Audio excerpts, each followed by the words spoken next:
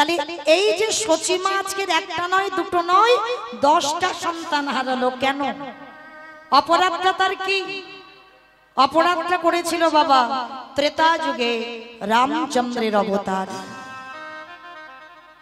এই রামচন্দ্রের অবতারে বাবা রাজা দশরথের 3টে পাট রানী ছিল, মা কৌশল্যা, মা কৈকেয়ী, মা সুমিত্রা। আর 3টে রানীর মধ্যে বাবা সব থেকে বেশি ভালোবাসতো দশরথ আমার কৈকেয়ী মাতাকে। আর যখনই কৈকেয়ী মাতাকে বাবা এত ভালোবেসে ফেলেছিল, আর ওই কৈকেয়ী মা দুটো বর চেয়েছিল। কারণ বরটা এমনি এমনি চাইনি। কেন চেয়েছিল? কারণ দশরথ বাবা দুবার বলে রেখেছিল যে কৈকেয়ী তুমি আমার কাছে কি চাও বলো। কবে বলেছিল? এই দশরথের বাবা একটা নখ কোণ হয়েছিল, মানে এই নখের কোণেতে বাবা এমন একটা বিষ ফোড়া হয়েছিল, মানে মুজ রক্তে বাবা পরিপূর্ণ, মানে এত অসহ্য যন্ত্রণা, মানে এত কষ্ট, মানে ওঝা বৈদ্য কবিরাজ যারা যারা এসেছে কেউ বাবা এই দশরথের যন্ত্রণা থেকে মুক্তি দিতে পারে। মানে মুজ রক্ত এত কষ্ট পাচ্ছিল দশরথ। আর তখন বাবা 3টে রানী ভালোবাসতো, কিন্তু তার মধ্যে কৈকেয়ী রানী বেশি ভালোবাসতো। আর ওই 3টে রানীর মধ্যে কৈকেয়ী ছুটে গিয়ে ওই দশরথের ওই যে পুঁজ রক্ত মুখ দিয়ে বাবা চুষে ওই পুঁজ রক্তটা বাহির করেছে। এতটুকু ঘৃণা বোধ করেনি। তখনই দশরথ বলেছিল কৈকেয়ী তুমি আমায় এত ভালোবাসো, এই যে পুঁজ রক্ত আমার হাতে তুমি মুখ দিয়ে চুষে বের করলে, বলো তুমি আমার কাছে কি চাও? সেদিন বলেছিল আজ নয়, সময় যেদিন হবে আমি তোমার কাছ থেকে চেয়ে নেব। বেশ, এই একদিন বলেছিল। আরো একদিন বলেছিল। কবে? যেদিন মালি সুমালির যুদ্ধ হয়েছিল। এই মালি সুমালির যুদ্ধে বাবা দশরথ যুদ্ধ করছে। আর দশরথ যুদ্ধ করতে করতে বাবা ওই রথের যে চাকা থাকে, চাকার মাঝখানে একটা দণ্ড থাকে। এই যে দণ্ডটা ছিল, আর ওই যুদ্ধ করতে করতে বাবা রথ যেতে যেতে মাঝখানের ওই খিলেন বা দণ্ডটা ভেঙে গিয়েছে। আর যখনই ভেঙে গেল বাবা তখন তো তাদের রথটা পড়ে যাবে। আর রথ যদি পড়ে যায় মালি সুমালি দশরথকে বধ করবে। আর যখনই ওই দশরথকে বধ করতে যাবে তখন ওই কৈকেয়ী মা কি করেছিল জানো? ওই নিজের আঙুলটা ওই দণ্ড করে চাকার মাঝখানে দিয়ে রেখেছিল। যত রথের চাকাটা গড়ায় আঙুলটা পিষে গিয়ে রক্তের স্রোত বাইর হচ্ছে। যুদ্ধ হয়ে গেল, এত কষ্ট এত যন্ত্রণা পাচ্ছে, রক্তের স্রোত বয়ে যাচ্ছে, আঙুলটা কেটে গেল কৈকেয়ী মা। দশরথ রথ থেকে নেমে এসে কৈকেয়ী মাকে বুকে ধরে বলেছিল কৈকেয়ী তুমি আমায় এত ভালোবাসো, একবারের জন্য তুমি তোমার দেহের মায়া করলে না, তুমি তোমার আঙুলটাকে দণ্ড করে খিলেন করে তুমি দিয়ে দিলে। আমি যদি ওই আঙুলটা না দিতাম তাহলে রথের চাকা খুলে যেত, আর খুলে গেলে তুমি রথ থেকে পড়ে যেতে, মালি সুমালি তোমাকে বধ করে দিত।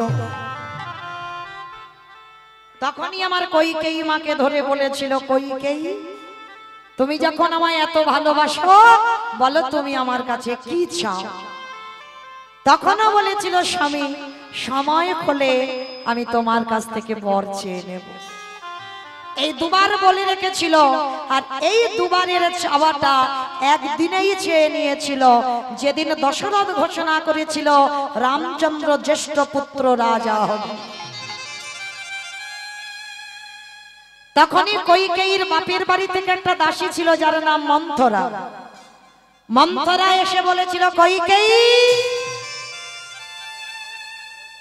তোর ভালো মন্দ দেখভাল করবার দায়িত্ব আমার। হ্যাঁ রে, রাম রাজা হবি? মনে রেখো মা, কৈকেয়ী মা কোনোদিন খারাপ নয়।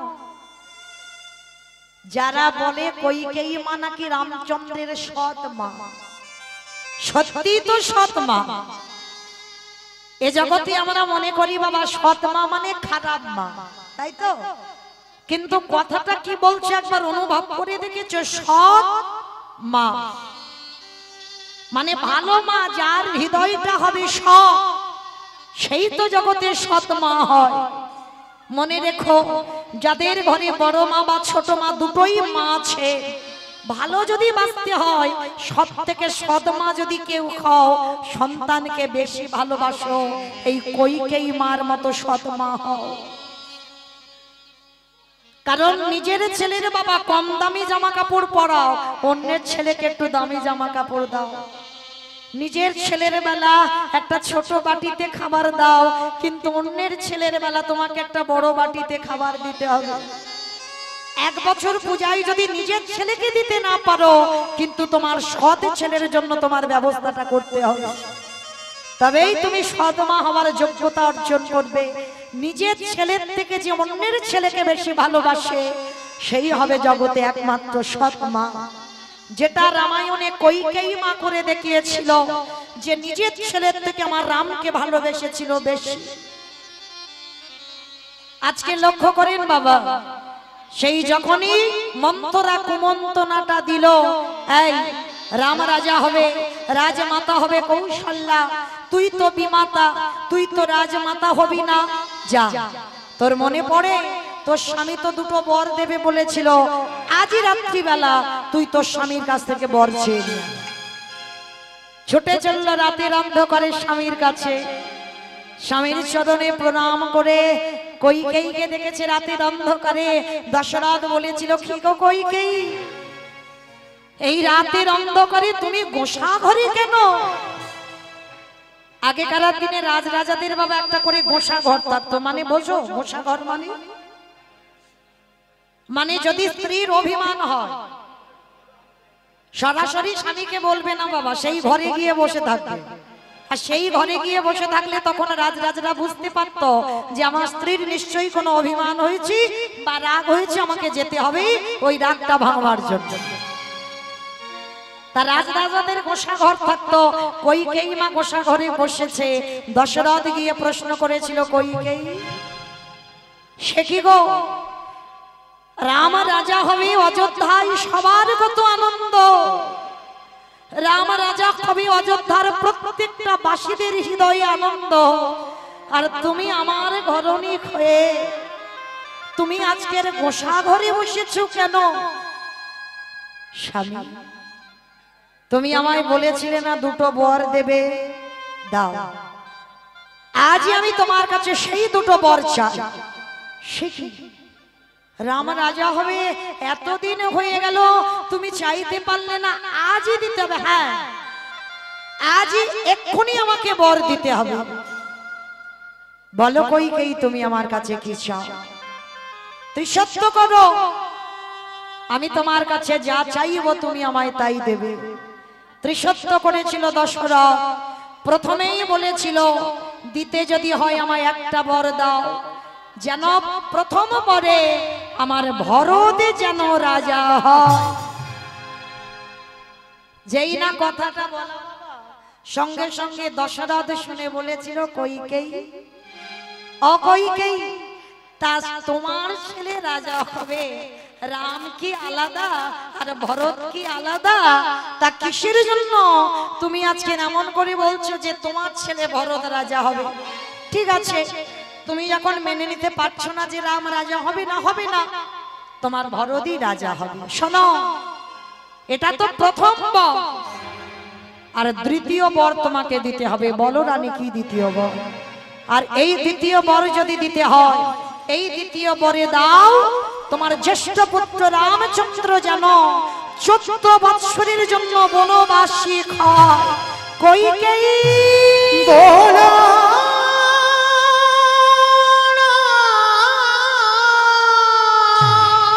চুপ করো, চুপ করো। কি করে তুমি বলতে পারলে ভরতের রাজা হবে? এটা আমি মেনে নিতে পারলাম, কিন্তু আমার জ্যেষ্ঠ পুত্র রাম যাবে 14 বৎসর বনে। এটাই তুমি বলেছো ত্রিসত্য করে, আমি যেটা চাইবো দেবে। বেশ, এতে যদি তোমার সুখ হয়, এতে যদি তোমার শান্তি হয়, আমি তোমাকে আশীর্বাদ দিলাম আমার রাম বনবাসী হবে। পরের দিনে সকালবেলা যখন কৌশল্যা জানতে পেরেছিল রাম বনে যাবে, পাগলিনীর মতো হয়ে আসে, পাগলিনীর মতো ওই কইকেয়ীর চরণে হাত জোড়ো করে বসেছিল। কইকেয়ী, তুই আমার নিজের বোন না হতে পারিস, কিন্তু তুই তো আমার বোনের মতো। তোর ভরত রাজা হবে ভালো, এতে আমার কোনো রাগ ছিল না, এতে আমার কোনো অভিমান ছিল না। ওরে আমার রাম যে আমার একমাত্র নয়নের মণি, তুই কি করে পারলি আমার রামকে 14 বছরের জন্য বনবাসে দিতে? কইকেয়ী বলেছিল, কৌশল্যা আমাকে যেটা করেছে আমি ঠিক করেছি। বেশ, তবে শোন কইকেয়ী, আমি বিনা অপরাধে বিনা অন্যায় পুত্র হারাবো। আমি কোনো অন্যায় করিনি তোর কাছে, তবু তুই আমায় পুত্র হারা করে দিবি। 14টা বছর আমি অযোধ্যায় পড়ে কাঁদবো, 14টা বছর ওর পিতা দশরথ কাঁদবে, কিন্তু একদিনে যদি আমিও আমার ভগবানকে ভালোবেসে থাকি, তোর এই অত্যাচার কোনোদিন সহ্য হবে না। আমিও তোকে অভিশাপ দিলাম, আজ আমি তো শুধু 14 বছরে কাঁদবো, পরে তো আমি আমার রামকে কোলে পাবো, কিন্তু বিনা অপরাধে যখন একটা মাকে কাঁদালি, একটা মা যখন 14 বছর পুত্র হারা হলো, আমিও তোরে অভিশাপ দিলাম, আমার মতো করে তুই যতবার পৃথিবীতে সন্তানের জননী হবি, শেষের দিনে তোর কেউ মা বলার মতো থাকবে না, থাকবে না, থাকবে না। এই যে অভিশাপ দিল কৌশল্যা মা কইকেয়ীকে, যতবার তুই জগতে মা হবি ততবার তোকে সন্তান হারাতে হবে। তা কইকেয়ীর অভিশাপে বাবা এসে গেল একেবারে কোথায়? প্রথম জন্মেই হলো ওই দেবকী মা, ওই দেবকী মা হয়ে কংসের কারাগারে, কংসের কারাগারে প্রথমে ছোট ছোট পুত্র সন্তান হলো। ওই কংস মামা পাশানে মেরে প্রাণ নিয়ে নিল। সপ্তম গর্ভে এলো আমাদের বলরাম, ওই বসুদেবের প্রথমা পত্নী রোহিণীর গর্ভে চালনা করতে হলো। আরে অষ্টম গর্ভে এলো আমার কৃষ্ণ চন্দ্র, কৃষ্ণ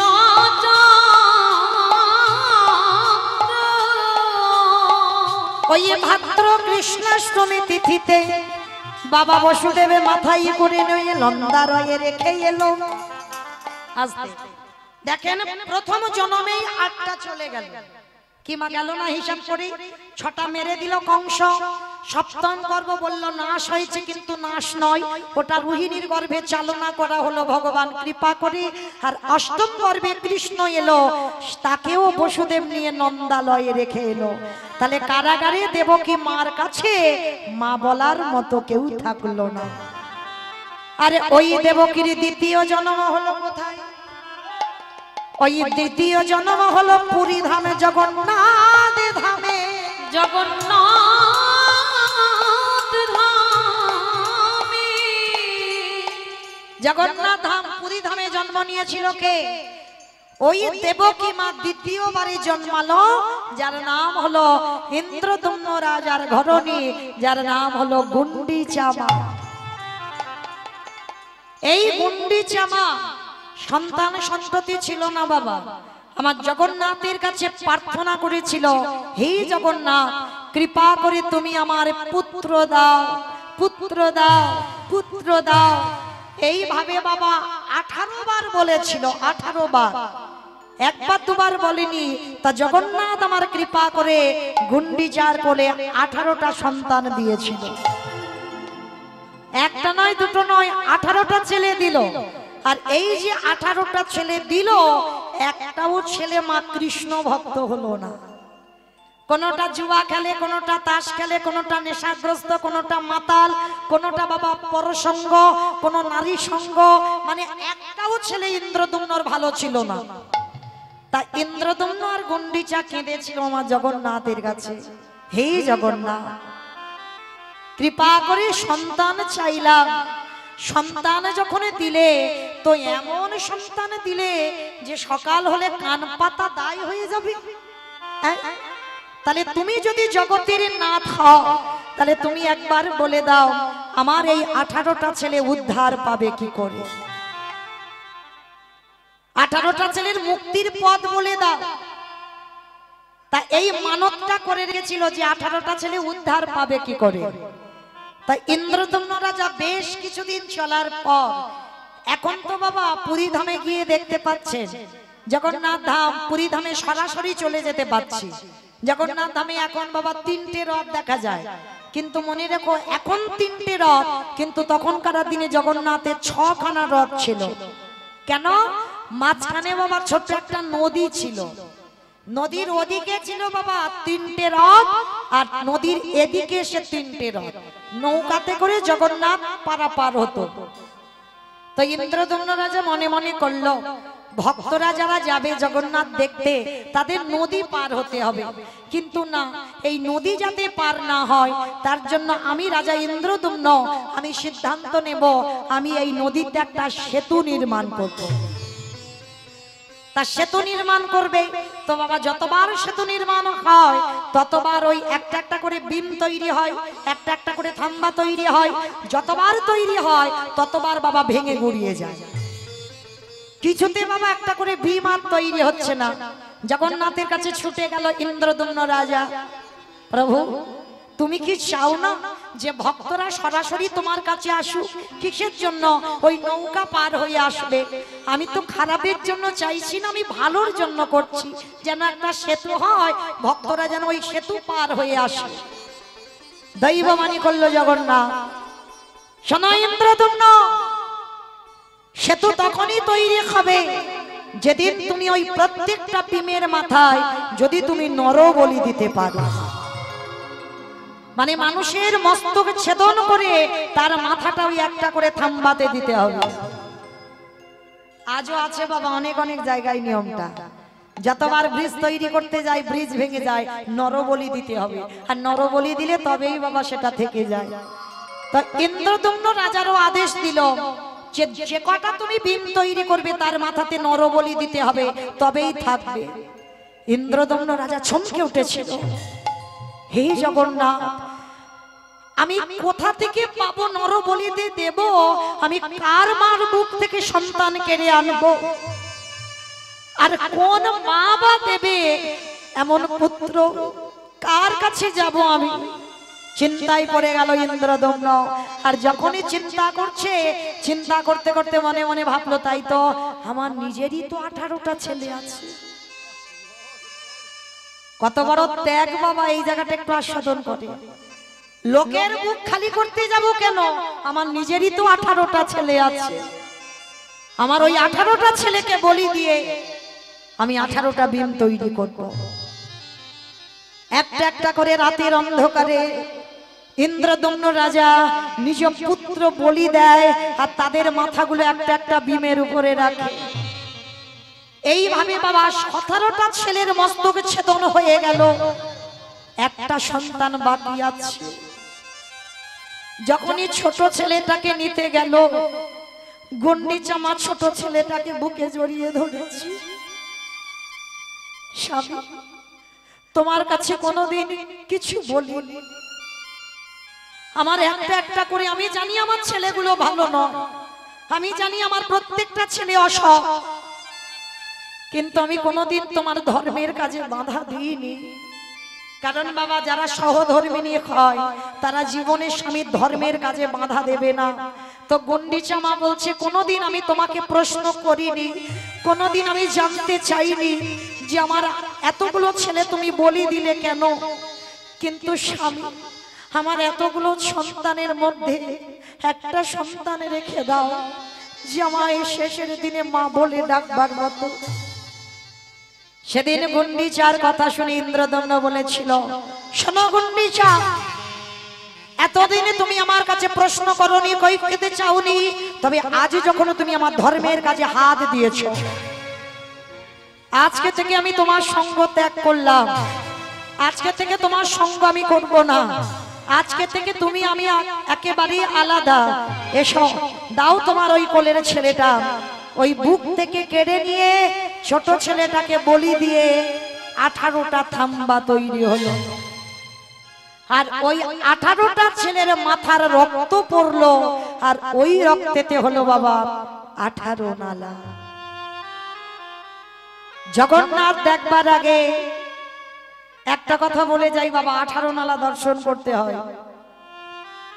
এখন বাবা 18 নালা সে পানাতে ভরে গেছে, তাই না, পরিষ্কার আর দেখা যায় না, তবুও বাবা ওটা 18 নালা। মনে রেখো, যদি কেউ সরাসরি শুধু জগন্নাথ দেখো তাতে লাভ হবে না।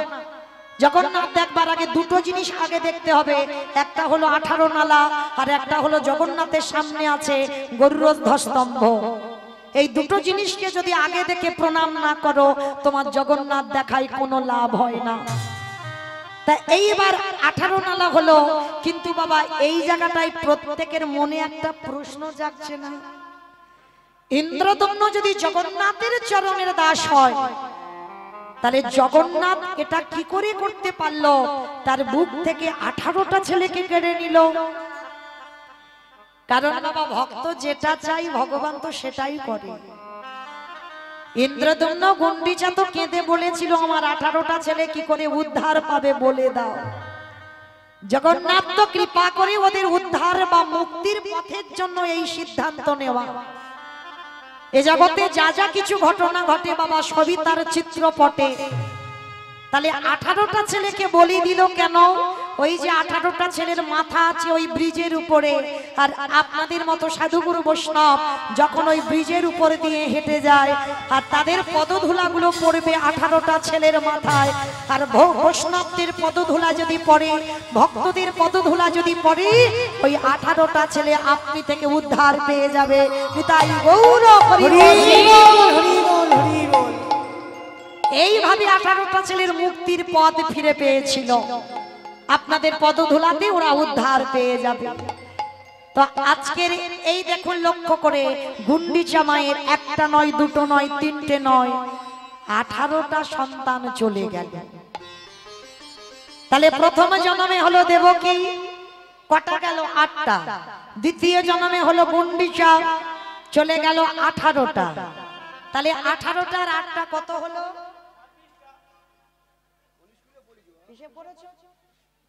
কটা হলো? কটা? বাহ, মানে অঙ্কের মাথা ভালো, তাই না?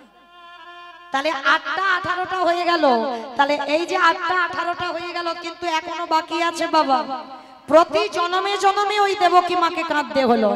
আরে তৃতীয় জন্ম হলো কোথায়? দুবার তো হয়ে গেল। তৃতীয় জন্ম হলো নদীয়ার নবদ্বীপী মাঝি, ওই নীলাম্বর চক্রবর্তীর কন্যা সচিমা।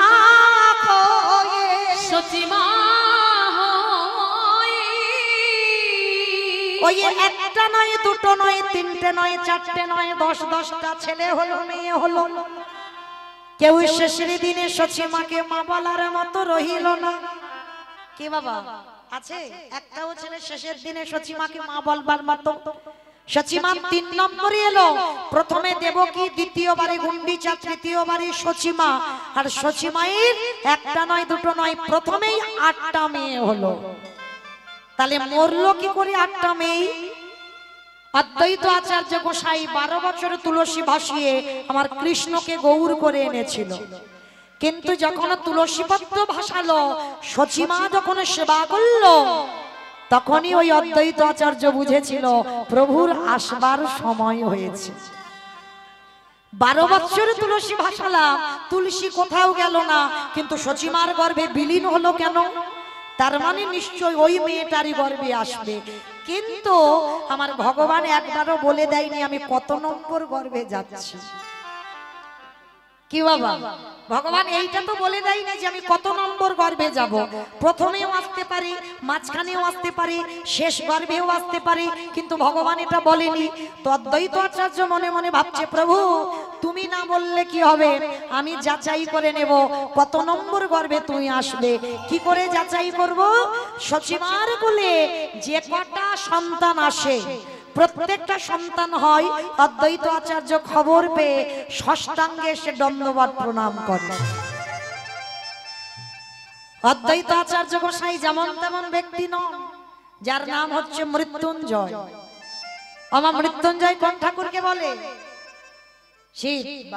শিব ঠাকুরের নাম হলো মৃত্যুঞ্জয়। কেন না, যেটা কৃষ্ণ করেনি বাবা, সেটা আমার বাবা ভোলানাথ করে দেখিয়েছে।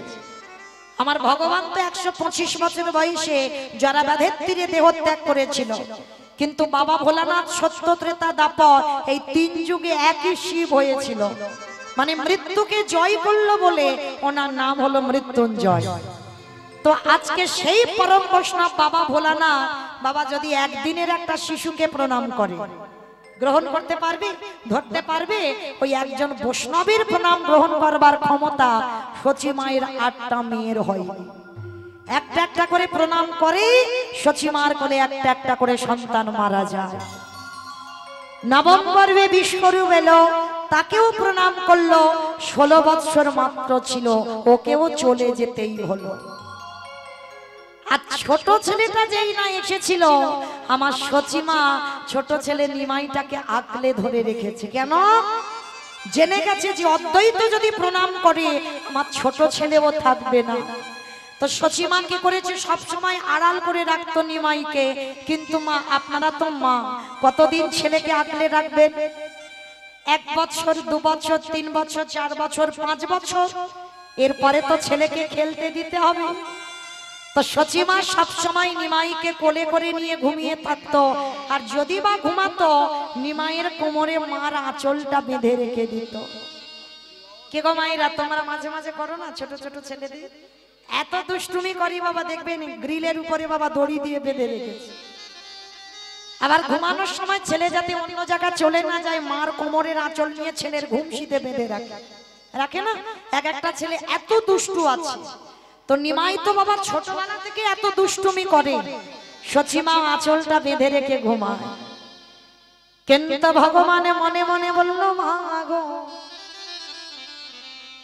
আমি তো শুধু তোমার এই জন্য আসি না, আমার এই জন্য কত যোগী মনি ঋষি যুগ যুগ ধরে কাঁদে, যুগ যুগ ধরে কাঁদে। অদ্বৈত আচার্য গোসাই চিনতে পারছে না, আমাকে ধরা দিতে হবে। মার কোল থেকে দুপুর বেলা উঠে নিমাই সুরধ্বনির তীরে হরিনামের খেলা খেলছে। অদ্বৈত আচার্য দেখতে পেয়েছে, এই তো সুযোগ। কোনদিন নিমাইকে প্রণাম করা হয়নি, ওর 8টা দিদি আমার প্রণামে মরে গেছে, ওর বড় ভাইকে প্রণাম করেছি, জেনে গেছি ও ভগবান নয়, কিন্তু এবার নিমাই বাকি আছে। দেখি তো, এই তো সুযোগ, একবার ওর পায়ের ধুলাটা নিয়ে। অদ্বৈত আচার্য যিনি ত্রিলোকের বড় বৈষ্ণব, পিছন থেকে 1 পা 2 পা করে গিয়ে নিমাই যখন হরিনাম করছে, আর পিছন থেকে গিয়ে বাবা একেবারে মাটিতে শুয়ে পড়ে নিমাইয়ের চরণে মাথাটা একেবারে দিয়েছে। আর যেই না নিমাইয়ের চরণে অদ্বৈতের মাথাটা পড়ল, সঙ্গে সঙ্গে 5 বছরের নিমাই ওই চরণটা তুলে অদ্বৈত আচার্যের মাথার উপরে তুলে। আর জানতে বাকি থাকে বাবাকে ভগবান। 8টা দিদি জন্মেছে, তারা আমার প্রণামে মরে গেল। বিশ্বরূপ এলো, আমার মাথায় পা দেবার ক্ষমতা থাকলো না, কিন্তু 5 বছরের নিমাই ও আমার মাথায় পা তুলে দিল। মানে কি? অদ্বৈত আচার্য চরণটা জড়িয়ে ধরেছে। সত্যি করে বলো তুমি কে এসেছো? সত্যি করে বলো তুমি কে? নিমাই অদ্বৈত আচার্যের হাত দুটো ধরে বলছে, আরে ছাড়ো ছাড়ো ছাড়ো। তখন আমার অদ্বৈত আচার্যের বয়স ছিল 57 বছর, কারণ মহাপ্রভুর থেকে 52 বছরের বড়। তাহলে নিমাই পণ্ডিতের বয়স 5, অদ্বৈত আচার্যের বয়স হলো 57 বছর। যেই না প্রণাম নিমাই তুলে বলছে, কি গো চিনতে পেরেছো? তুমি যে ওই যাদবাই মাধবাই কেশবাই বলে তুলসী পত্র ভাসিয়েছ, আমি ব্রজধাম ত্যাগ করে নদিয়ার মাটিতে এসেছি শুধু তোমার জন্য। চরণটা জড়িয়ে ধরে হা গৌর প্রাণ গৌর বলে অদ্বৈত আচার্য নয়নের জলে দিয়ে চরণ ধৌত করে দিল। আর যখনই চরণ ধৌত করে দিল, অদ্বৈত আচার্যকে বুকে ধরে বলছে, কেঁদো না, আমি তো এসেছি তোমার জন্য প্রভু, সেই যদি এলে এত দেরি করে এলে কেন? 12 বছর ধরে তোমার জন্য কাঁদলাম, আমার তো প্রাণটা চলে যাব ভা, এত দেরি হলো তোমার আসতে, কেঁদো না প্রভু। মায়েরা এদিকে ভক্ত ভগবানের মিলন হয়ে গেল, আর ওদিকে সচিমার ঘুম ভেঙে গিয়ে অঝর নয়নে কাঁদছে। কেন কাঁদছে? মায়েরা একটা কথা মনে রাখবে, সন্তানের মঙ্গল আর অমঙ্গল কে বুঝতে পারে? মা। এই মা ডাকটা খুব ছোট ডাক গো, খুব ছোট ডাক মা। প্রত্যেকটা অক্ষর দেখেন বাবা দুটো করে আছে, 3টে করে আছে, কিন্তু মা ডাকটা এমন শুধু একটাই অক্ষর। ভগবান বললেন, মা নামে সুধা ঝরে, মা নামে সুধা ঝরে, মা বড় সুধার সমান, ডাকিলে জুড়াই আইসে পড়া। মা ডাকার সঙ্গে সঙ্গে হৃদয়টা দুলে ওঠে, আর যেই না ওই সচিমা বুঝতে পেরেছে আমার নিমাই আর আমার কাছে থাকবে না, ওদিকে ভক্ত কাঁদছে, ভগবানের চরণে জল পড়ছে, আর এদিকে সচিমা বুঝতে পেরে গেছে ছেলে আর আমার নয়, আর আমি ওকে ধরে রাখতে পারবো না, ও আমাকে ছেড়ে চলে যাবে। সচিমা কাঁদছে, আর সচিমার চোখের জল ওদিকে নিমাইয়ের চরণে চলে যাচ্ছে। অদ্বৈত আচার্যকে বলছে, শোনো গোসাই, তুমি একটু দাঁড়াও, আমার মা কাঁদছে, আমার মাকে একটু সান্ত্বনা দিয়ে আসি। ছুটে এলো নিমাই, মার কোমরটা জড়িয়ে ধরে বলছে, ও মা, ও মা, তুমি কাঁদছো কেন মা? বলো না, আমায় বলো না, আমার জন্য তুমি কষ্ট পাচ্ছ, আমি কোনো অন্যায় করেছি? ও মামা, তুমি কেন কাঁদছো? আচ্ছা বলো তো মা, ডাক্তার যদি বলে দেয় তোমার ছেলে আর বেশি দিন বাঁচবে না, বাড়িতে নিয়ে যাও, একটু কাছে কাছে রেখে দাও, একটু ভালোবাসো, কারণ যতই ডাক্তার বৈদ্য কবিরাজ করো না কেন, ও আর তোমার কাছে থাকবে না, ও ডাক এসে গেছে, ও চলে যাবে। যদি মা জেনে যায়, ছেলের সামনে যদি দাঁড়িয়ে কাঁদে, ছেলে যদি জিজ্ঞাসা করে, মা তুমি কাঁদছো কেন, মা কি বলতে পারবে, খোকা তুই আমায় ছেড়ে চলে যাবি বলে কাঁদছি? তাড়াতাড়ি করে চোখের জলটা মুছে ফেলে বলছে, নিমাই কই, আমি কাঁদিনি তো, আমি কাঁদবো কেন, আমি কাঁদিনি, আমার কিচ্ছু হয়নি। মা, জগতে সবাই মিথ্যাবাদী, কেউ সত্য কথা বলে না, সবাই মিথ্যাবাদী। কি গো মা, মিথ্যাবাদী নয়? যারা দাঁড়িয়ে আছে, যারা বসে আছে, আমি কীর্তনী, আমার সম্প্রদায়, আমরা সবাই মিথ্যাবাদী। আমাদের মতো মিথ্যাবাদী বাবা পৃথিবীতে আর কেউ নেই। এই মানুষ জাতিটা হচ্ছে বাবা সব থেকে বড় মিথ্যাবাদী। কেন বললাম বিচার করে দেখেন, প্রত্যেকে তো বলেছিলাম দয়াময়, এই মাতৃ জঠরে 32টা নারীর বন্ধনে ছিলাম, ঊর্ধ্ব পদে খেষ্টে মুন্ডে নারীর বন্ধনে ছিলাম, বিষকার গন্ধ, কৃমিকীটের পোকার কামড় সহ্য হচ্ছিল না,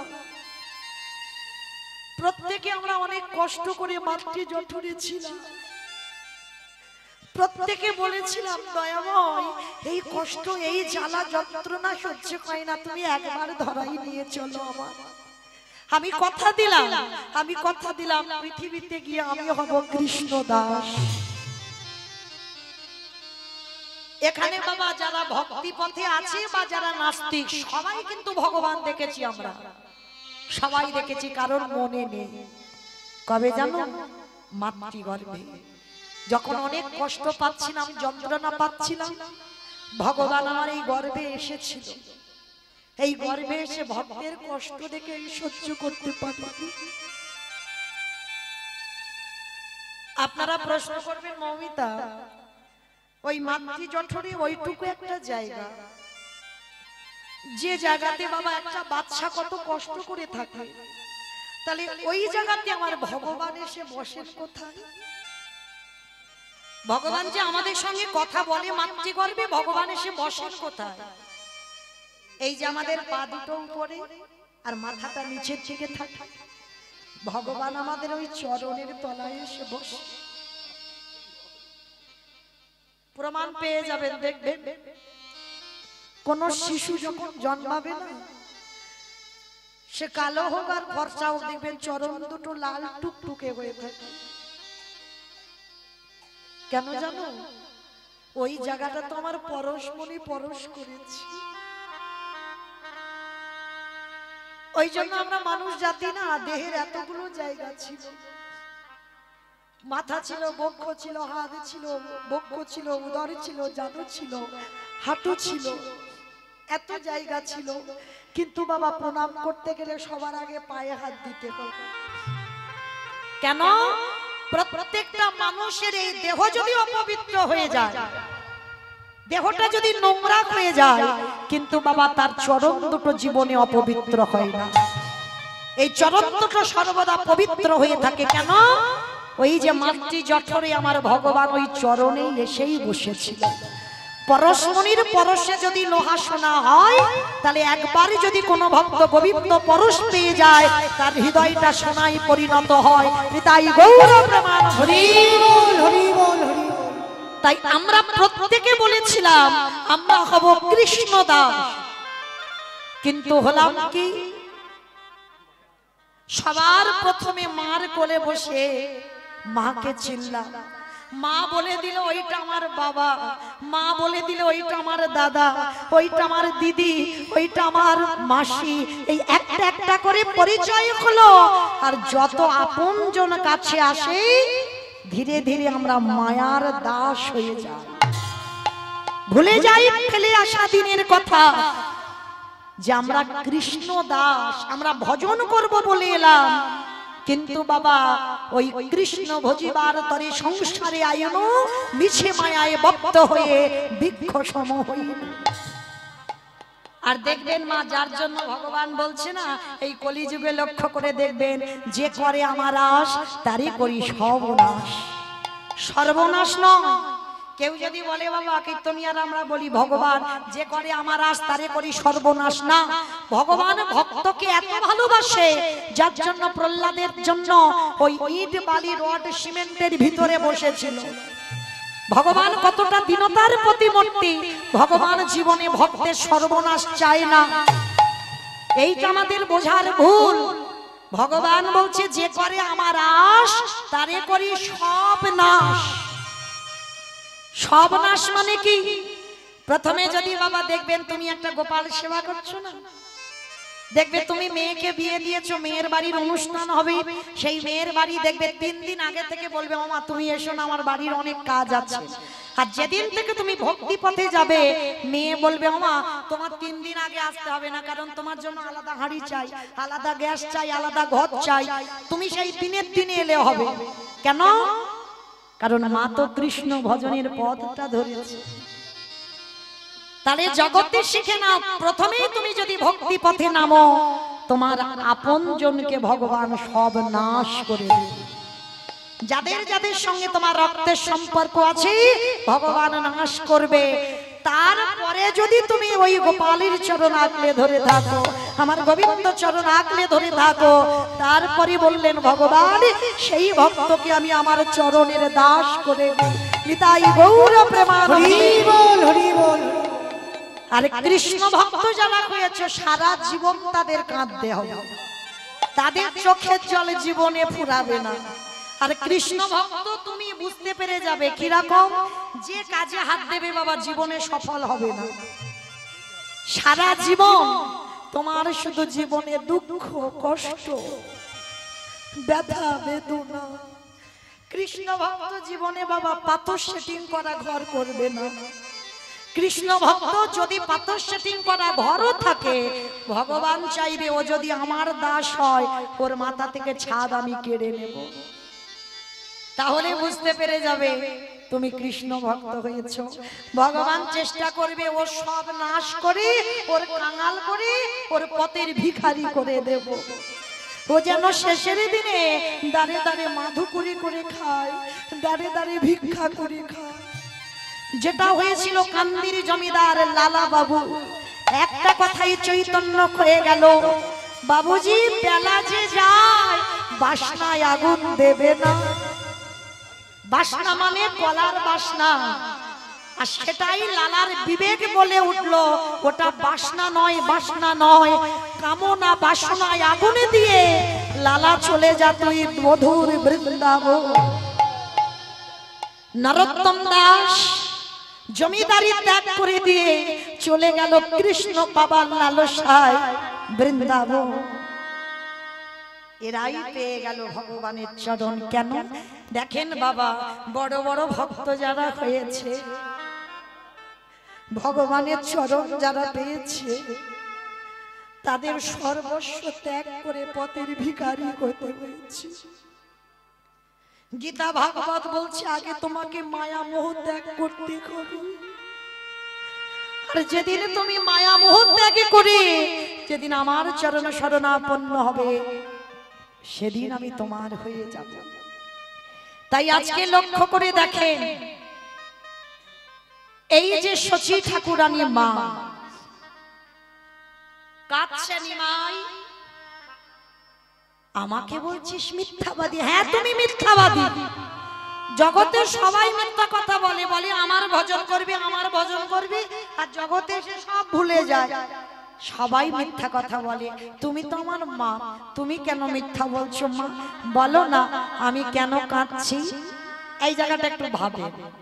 শচী মা উল্টে নিমাইকে ধরেছে। নিমাই, শুনেছি তুই নাকি ভক্তের মনের খবর রাখিস, শুনেছি কানে তুই নাকি সবার কথা জানিস। তা তুই যদি সবার কথা জানলি, তা তোর মা যে কেন কাঁদছে, এই কেনর কথাটা তুই বল দেখি। মা গো তুমি কেন কাঁদিলে জানো? তুমি কেন কাঁদিলে জানো? আমি যদি কথাটা বলি তুমি সহ্য করতে পারবে না। নিমাই কি করে বললি আমি সহ্য করতে পারবো না? তোর 8টা দিদি মরে গেল, হৃদয়টা কেঁদে কেঁদে পাষাণী হয়ে আছে। তোর বড় দাদা এলো, ওরও যা ভাবগতি ও চলে যাবে। তাহলে তুই আজকের বলছিস আমি সহ্য করতে পারবো না? পারবো। বল বাবা আমি কেন কাঁদছি। ওগো মা গো, তুমি জেনে গেছো তোমার ওই নিমাইয়ের যেদিনে 24 বছর বয়স হবে, তোমার নিমাই আর তোমার কাছে থাকবে না। তোমার নিমাই সর্বস্ব ত্যাগ করে, সর্বস্ব ত্যাগ করে ওগো মা গো, ওগো মা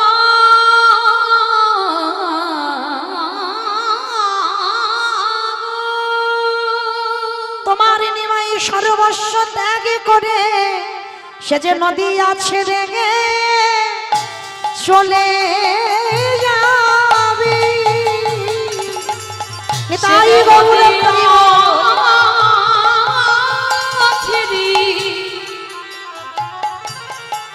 ছেড়ে চলে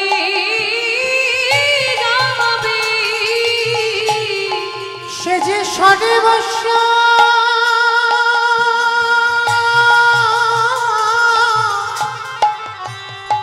সর্বস্ব ত্যাগ করে সে যে নদী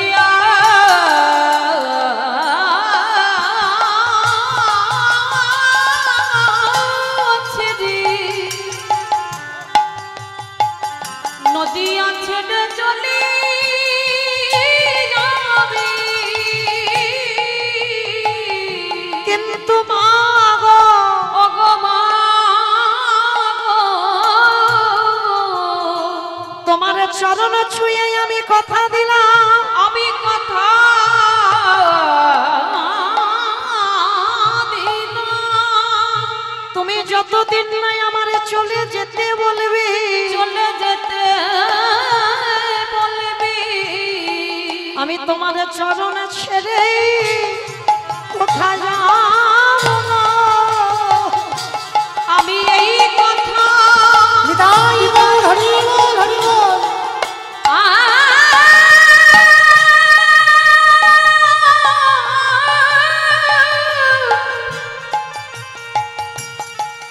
আমি এই কথা দিয়ে গেলাম, আমি এই নদিয়া ছেড়ে নানা কথা যা